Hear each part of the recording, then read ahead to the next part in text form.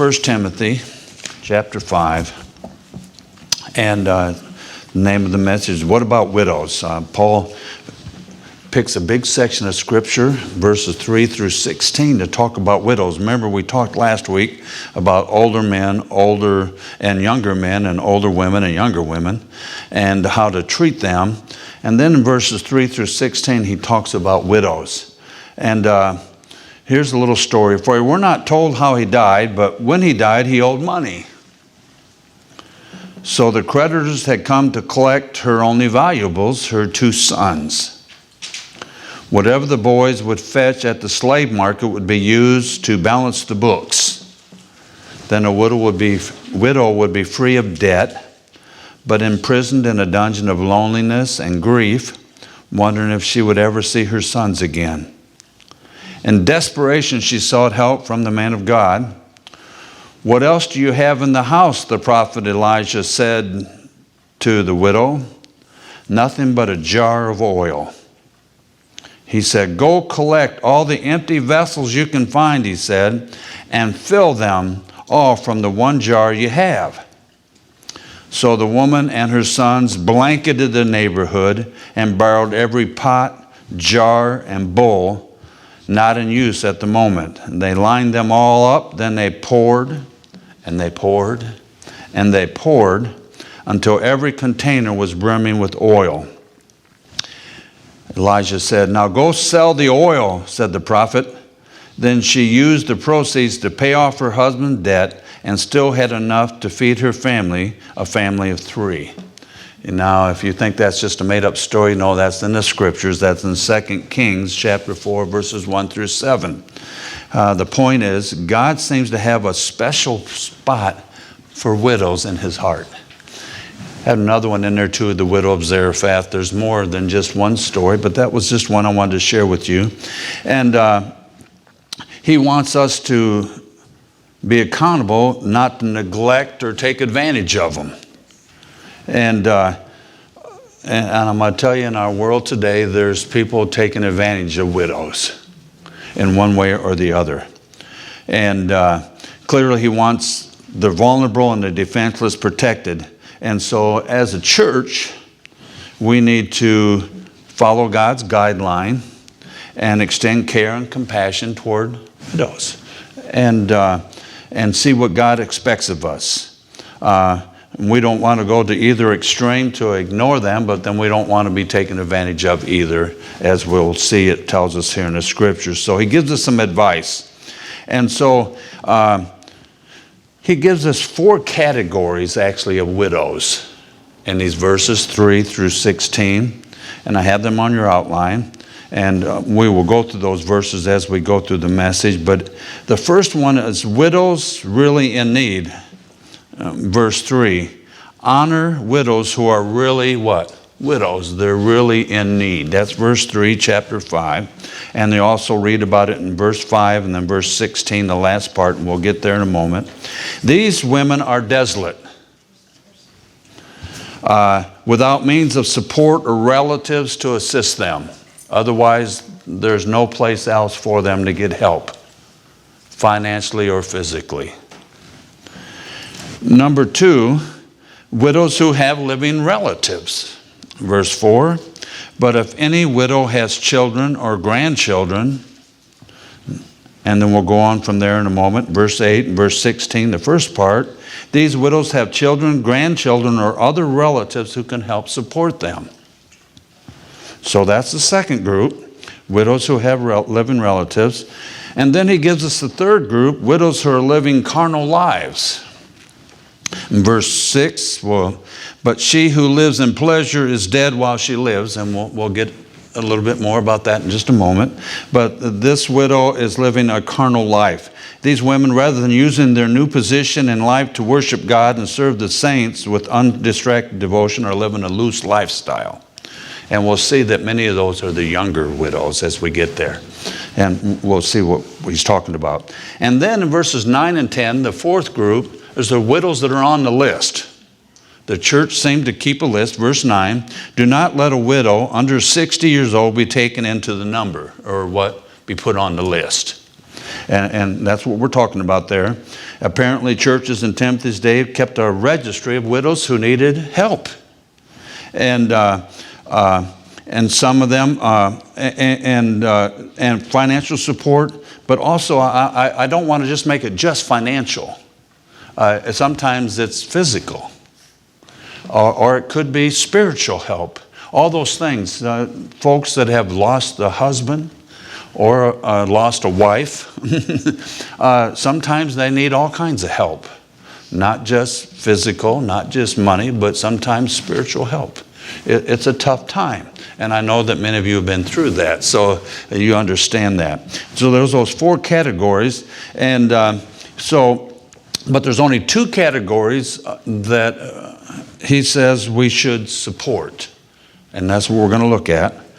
Financial support of widows. It may strike us as unusual that Paul will devote so much ink and proper care of widows, but you have to understand that their time is a little different than ours.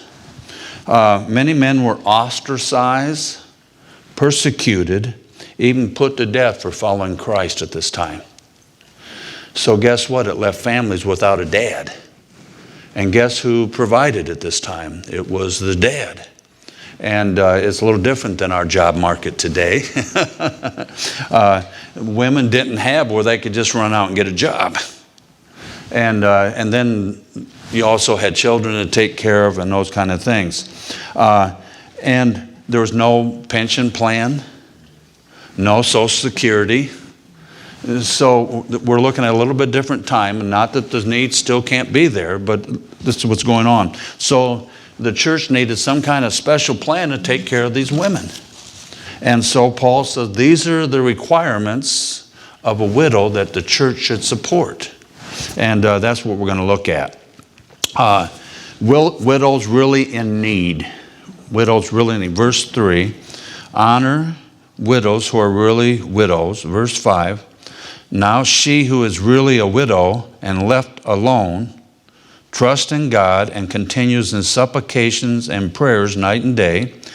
Then drop with me down to verse 16.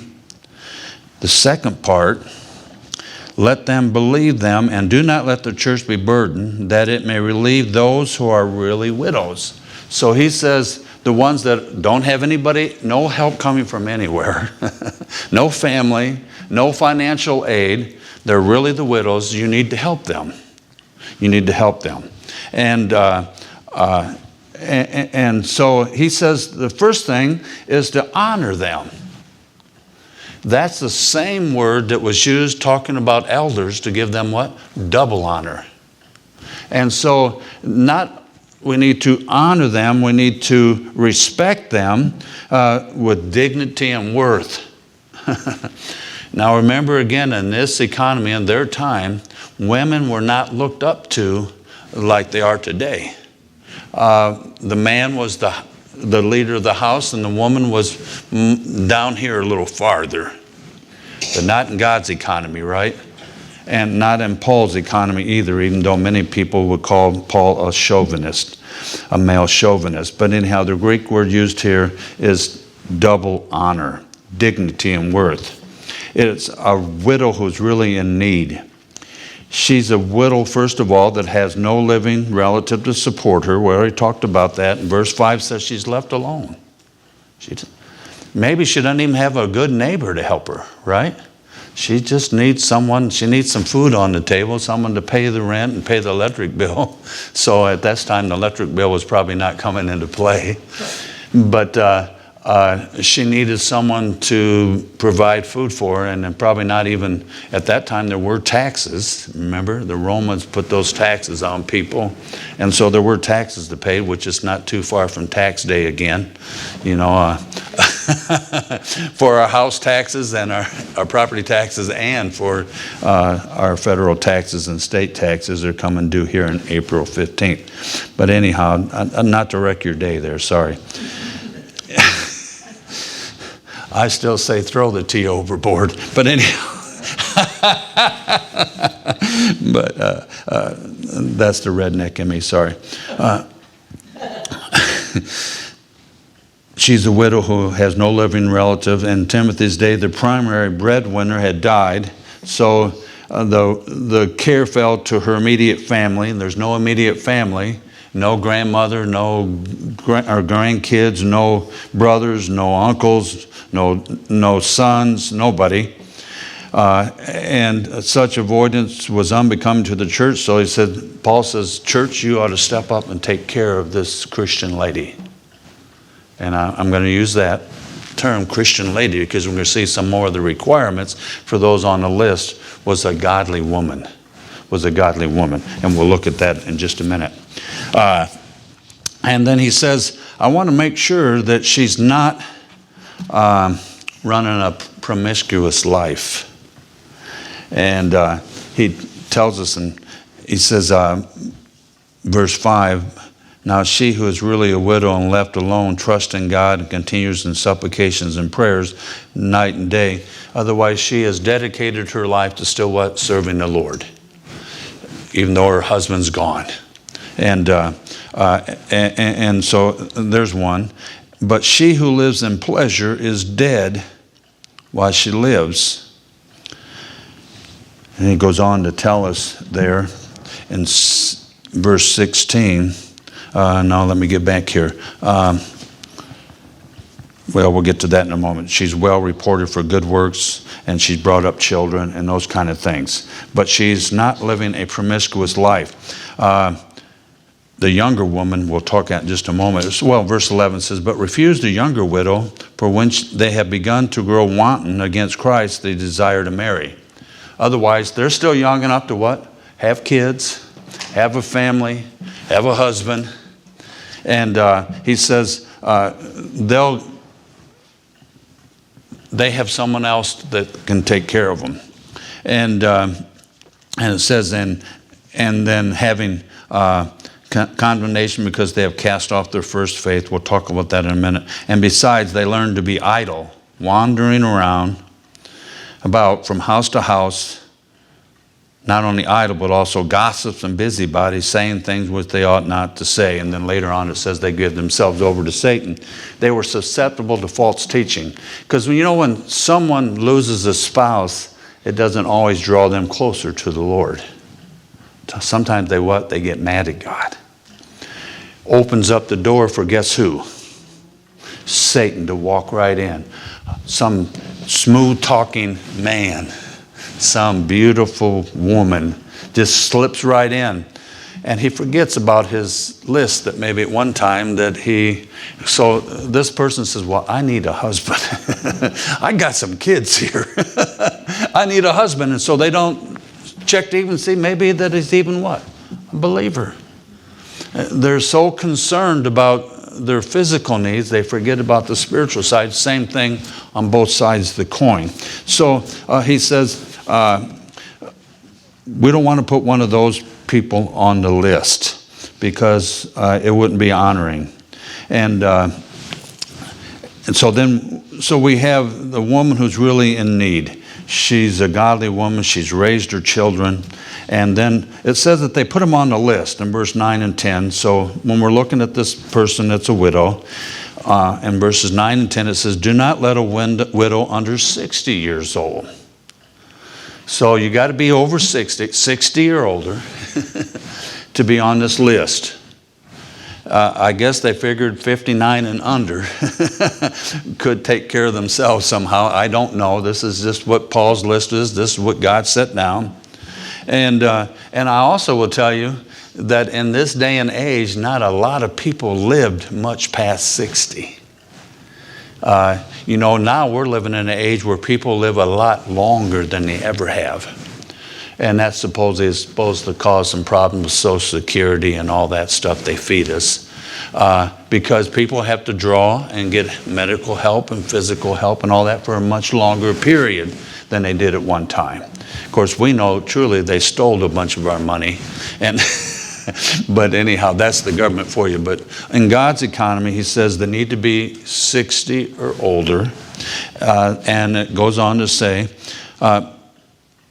And not unless she has been the wife of one man. Otherwise, she hasn't been running around married 5 or 6 times. You know, she was a one-woman kind of man. The Bible does say you can get remarried, right? It says if your husband dies or your wife dies, you can be remarried as long as you marry someone in the faith. That's fine.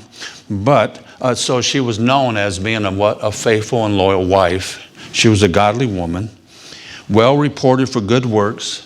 She was involved with her family. She's involved in the community, helping people, involved in her church. I think of a woman I thought of in the Bible was Lydia. Never says anything about Lydia having a husband. Remember, Paul met her, and she was the lady that sells purple, and he met her at a women's prayer meeting, and she seemed to be supporting herself. It never says anything about her having a husband. So she's taking care of herself, and she's and I don't know if she brought up, but she's reported for good works is what I'm talking about. Oh yeah, I know Marilyn. She used to come and light the fire inside the stove. You know, I said, well, that's not much. Yeah, it is. You want to come in here without fire in the morning? Huh? Brought us s'mores too, he said. Yeah. So you see, that's what I'm talking about, that kind of thing. She's known for that. She's known, oh, you know what? That neighbor kid needs a coat. So I'm going to take him a coat over there. And that kind of thing. And then also maybe she's doing what? She's teaching Sunday school. Maybe she's playing the organ or playing the piano or whatever. You know, at this time they didn't have an organ, they didn't have a piano, I'm sorry. They had a harp and some guitars with 10 strings and all kinds of other instruments, but anyhow, she had lodged strangers willing to take people in. And remember, we didn't have motels on every corner back in these days. And there was people that were in need, and she said, well, you can come stay at my house. We'll take care of you. And I know we don't have much food, but you know what? The Lord will provide and make, see the kind of woman, it's a P31 woman is what we're talking about, Proverbs 31. You see that woman, and that's the kind of woman she is. If she has washed the saints' feet, of course, the custom back then, when you came into someone's house, they would wash your feet because your feet were dirty. And now usually that's the job for the lowest slave on the list. But guess what? A lot of times the wives did that. And if she has relieved the afflicted, she's even helped out financially or with food or whatever, if she has diligently followed every good work. You know what? She lived her Christian life and she tried to help everybody she could. She's not a saint, come on. She's not perfect just like the rest of us aren't, but you could tell when you knew her, she was a godly Christian woman. Her family was taken care of, her husband was taken care of, and we know behind every good man there was a great woman, right? And you just look at how many men that became great men had a great mother. And I'm telling you, and I'm going to tell you one of the most famous was Billy Graham's wife, Ruth. Man, those kids praised their mama. Godly young men and women who were taught, because guess what Dad was doing? Dad was going 3 months at a revival in another country. And everyone knew that she was a godly woman and she raised some great kids. And so that's what we're talking about. So put her on the list and we'll help her. And J.B. Phillips wrote it this way for this verse. Widows for your church list have a well-founded reputation for having lived a good life. Some such questions as these should be asked. Has she brought up her children well? You say, but what about someone that never had children? Well, that doesn't disqualify her either. If God didn't give her children, that's his business, right? Think of one in the New Testament. Her name was Anna. And remember when Christ came in? And she was waiting for the Messiah to come. And so you don't have to have children, but if you did have children, that you took care of them right, brought them to church. And how many kids have been brought to church by their mama, right? You can just see it as it's lived out. And been hospitable to strangers, has been willing to serve fellow Christians in menial ways, has relieved those in distress. Has she been in the Word, conscientiously done all the good she can? And that's the Phillips translation there. Interestingly, these requirements were just similar almost to the requirements for elders. Otherwise, it started at home and worked its way out into the community. And so that's the kind of woman you look at. It's what it takes to be on the list. Age requirement, again, 60 or older. And it says there on the younger women, it says having condemnation because they have cast off their first faith. If you have an NIV, it says the first pledge. And it seems to be that after their husband passed, they pledged themselves to be a servant for the Lord, whether he brought them a husband or not. When you're over 60, a lot of times, guess what? That's not going to happen. It sometimes does. Now, I asked Brother John Hill. He was a little bit over 60 when he got Elda. And that sometimes happens, but not all the time. So he said, they're going to start looking and say, man, I miss having a husband. I'm going to tell you, I don't know that I'd ever marry again if my wife passed, but I sure would miss not having a wife. You know, she's my best friend. She's my confidant. She's everything to me. And besides, she cooks really good. And all those things, you know, I'm just not that great a cook. When I say I'm cooking, we go out to eat. Except for in the summertime I did. I did the other day fire the grill up and cook some stuff on it one of those days. And I can do that, but I'm not like Marv. We used to have Marv here. That man could cook, you know. And some men are great cooks. My brother-in-law, man, that guy can cook better than any woman that I've ever been around. But that's not my gift. I'll build you the house to cook in, but I'm not so good at cooking in the house. So we want to get my train of thought back here, but it says she pledged that she would live her life for the Lord, and she don't want to break her pledge, her faith, her statement of faith. And so she would be on the list if she's going to keep her pledge and keep her faith. So with this kind of temptation of stalking younger widows, what was the solution? He says, therefore I desire that the younger women should what? Marry. That's what it says in verse 14. I desire that they get married again. Don't burn in passion and lust. What? Find a husband. Now, sometimes that's hard too, because now you have children. Or, remember, a lot of times in this time, you only wanted to marry a what? A virgin. And so some guys, but you might have another male widow. Now I hear these stories quite often.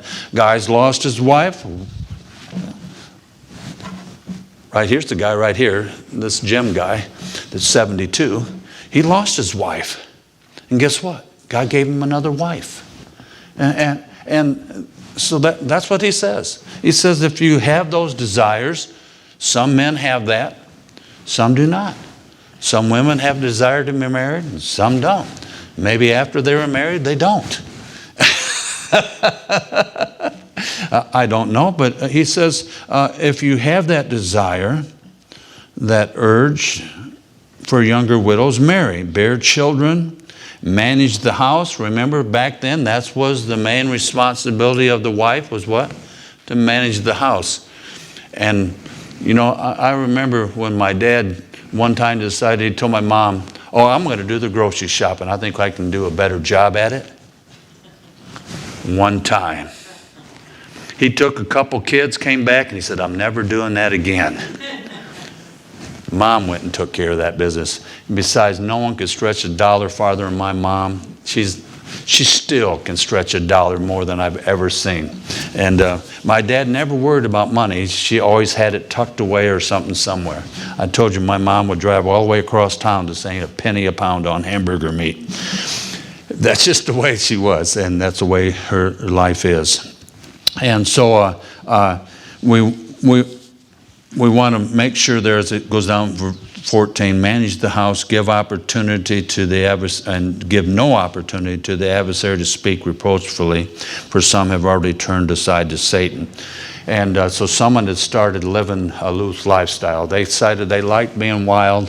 They didn't like being tied down. So guess what? They're going to be promiscuous. They're going to run around. They're going to find them lots of husbands for a night. And it goes on both sides of the coin. Wife for the night. And so he said,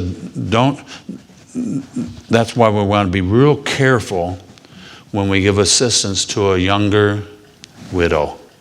Be careful. Doesn't mean every woman's going to do that. Doesn't mean every man's going to do that. But he says, we got to be careful with our finances. Remember, there just wasn't money pouring in back then. People were selling their homes and things and giving money. And some people had money and they're giving it, but there was still, they wanted to use those funds to take care of. Matter of fact, that's the first time that we had what? Deacons. And that says the deacons there, that some of them were getting taken care of and some were not. So the elder said, we will appoint some men to take care of the widows. And that's what they did there in Acts. And we want to do that. Again, we have the help today that we have pensions. We have Social Security and things like that, and then a lot of times a husband, hopefully, will leave his wife with some assets, maybe a home, those kind of things, where some of those things are not going out to be such a great expenditure, but as a church, and what we have the deacons fund for, we have that so that if there's someone in need, guess what? We can help them. We can pay an electric bill. We can pay a house payment if they have to have taxes. And taxes get more and more all the time.